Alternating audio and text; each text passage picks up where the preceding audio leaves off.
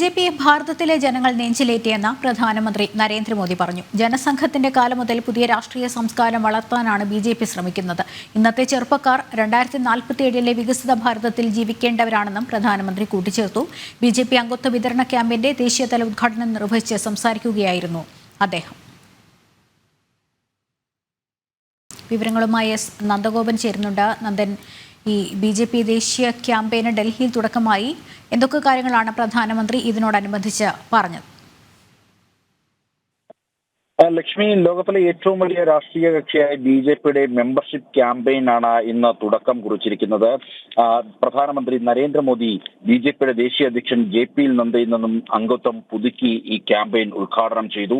2014-ലും 2019-ലും നരേന്ദ്രമോദി തന്നെയായിരുന്നു അംഗത്വ വിതരണ ക്യാമ്പയിൻ ഉദ്ഘാടനം ചെയ്തത്. 2014 മുതൽ 2019 വരെ ഏകദേശം 18 കോടി പേരാണ് പുതുതായി ബി.ജെ.പിയുടെ അംഗത്വം എടുത്തത്. പ്രാഥമിക അംഗത്വത്തിന്റെ വിതരണം ആദ്യഘട്ടം ഇന്ന് ആരംഭിച്ച് 25 വരെയായിരിക്കും നീണ്ടു നിൽക്കുക. രണ്ടാം ഘട്ടം ഒക്ടോബർ 1 മുതൽ 15 വരെ നീണ്ടു നിൽക്കും.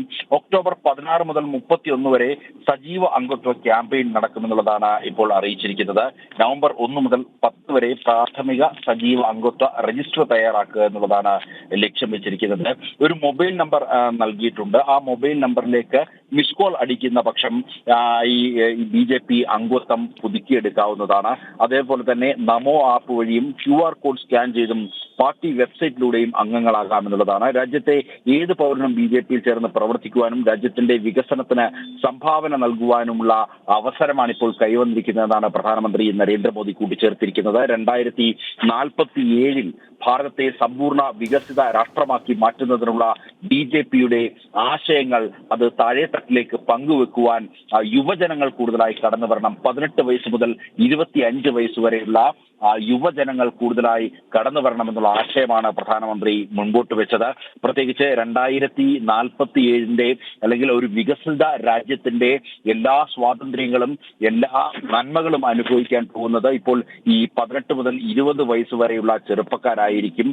അവർ കൂടുതൽ പ്രാധാന്യം നൽകുന്നു എന്നുള്ളതാണ് പ്രധാനമായും സൂചിപ്പിച്ചിരിക്കുന്നത്. കഴിഞ്ഞ 10 വർഷമായി അതേപോലെ തന്നെ ഇത്തരം 18-നും 20-നും ഇടയ്ക്കുള്ള ചെറുപ്പക്കാരാണ് കൂടുതൽ ബി.ജെ.പിയിലേക്ക് കടന്നു വരുന്നതെന്നും അദ്ദേഹം ചൂണ്ടിക്കാണിക്കുകയുണ്ടായി. ഈ സ്വപ്നം, അതായത് 2047 വികസിത ഭാരതം എന്നുള്ള സ്വപ്നം അത് പൂർത്തീകരിക്കുകയെങ്കിൽ അത് 18 മുതൽ 25 വയസ്സ് വരെയുള്ള ചെറുപ്പക്കാരാകും അത് അനുഭവിക്കുക എന്നുള്ളതാണ് പ്രധാനമന്ത്രി കൂട്ടിച്ചേർത്തിരിക്കുന്നത്. അതേപോലെ തന്നെ ഓരോ ചെറിയ സമൂഹവും രാഷ്ട്രത്തിന്റെ ഭാഗമാണ്.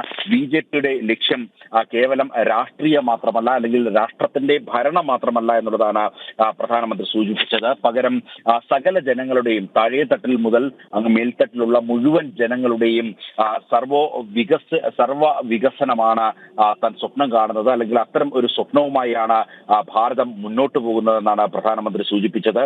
വേദിയിൽ രാജ്നാഥ് സിംഗ് ഉണ്ടായിരുന്നു. അതേപോലെ തന്നെ ബി.ജെ.പിയുടെ ദേശീയ അധ്യക്ഷനും ആരോഗ്യമന്ത്രി കൂടിയായ JP നദ്ദ, അതേപോലെ തന്നെ കേന്ദ്ര ആഭ്യന്തരമന്ത്രി അമിത്ഷാ എന്നിവരുടെ സാന്നിധ്യത്തിൽ അല്ലെങ്കിൽ അവരുടെ സാന്നിധ്യത്തിലാണ് ഈ ഒരു മെമ്പർഷിപ്പ് ക്യാമ്പയിന്റെ ദേശീയതല ഉദ്ഘാടനം ഇന്നിപ്പോൾ ഡൽഹിയിൽ കഴിഞ്ഞിരിക്കുന്നത്. ശരി, നന്ദഗോപനാണ് വിവരങ്ങൾ നൽകിയത്.